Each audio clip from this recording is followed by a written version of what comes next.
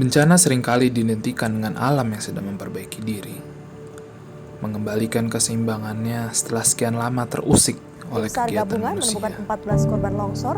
Bencana dapat berupa apa saja, dapat terjadi kapan saja, di mana saja, dan kepada Guguran awan siapa panas saja. Gunung Merapi ini terjadi di Awal tahun ini diwarnai serangkaian bencana.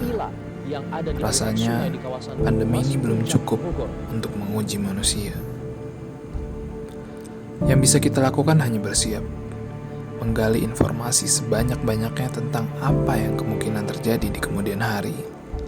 Karena bisa saja bencana tersebut menimpa kita, terletak dekat dengan kampus Ganesha ITB, keluarga kita, terletak di kota Bandung yang merupakan kawasan padat penduduk di Pulau Jawa, dan bangsa kita. dan memiliki potensi gempa yang dapat merusak kota Bandung dan sekitarnya.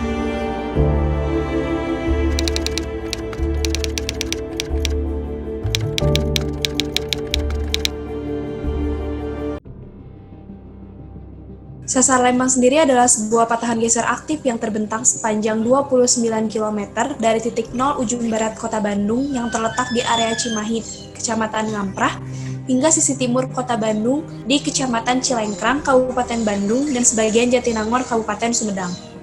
Ini merupakan peta dari Sesar Lembang sendiri. ITB berada di selatan Sesar Lembang, dekat Kebun Binatang Bandung, dan patahan Lembang merupakan garis-garis merah yang berada di atasnya. Naik sepanjang 29 km. Terdapat dua hipotesis terbentuknya Sesar Lembang. Pertama, patahan Lembang diduga terbentuk akibat adanya letusan Gunung Tangkuban Perahu yang mengisi lembah aliran magma. Akibat adanya gaya tektonik, terjadi pengangkatan sebagian lembah tersebut membentuk susunan tebing yang menjulang dan memanjang. Apa yang dapat terjadi? Potensi gempa Sesar Lembang yaitu menghasilkan gempa yang cukup besar, yaitu 6-7 skala Richter, kehancuran total di kota Bandung. Banyak orang yang mengira kalau Sesar Lembang bergerak, maka kehancuran akan terjadi di Lembang, tapi ternyata tidak. Kehancuran akan terjadi total di kota Bandung karena adanya rembetan. Dan potensi kerusakan di Bandung Utara yang merupakan salah satu dari ujung pusat Sesar Lembang.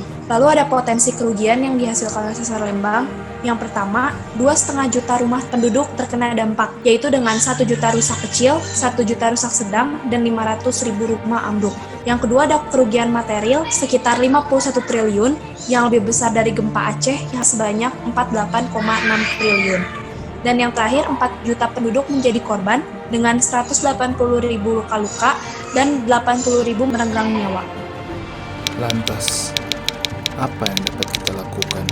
Kita bisa melakukan sesuatu agar resiko bencananya itu berkurang. Yang pertama, membuat bangunan tahan gempa. Kenapa? Karena energi dari gempa itu dapat merobohkan bangunan. Contoh bangunan tahan gempa seperti gambar yang terlihat pada slide ini. Lalu selanjutnya membuat rencana kontingensi, rencana yang dibuat untuk menghadapi kondisi gempa. Lalu kita bisa membangun struktur pendukung seperti jalur evakuasi dan tempat pengungsian. Selain itu, kita bisa melakukan modeling mengenai bagaimana gempa itu akan terjadi. Itu seperti gambar yang terlihat pada slide. Dari situ kita bisa merancang alur kegiatan evakuasi dan lain-lain.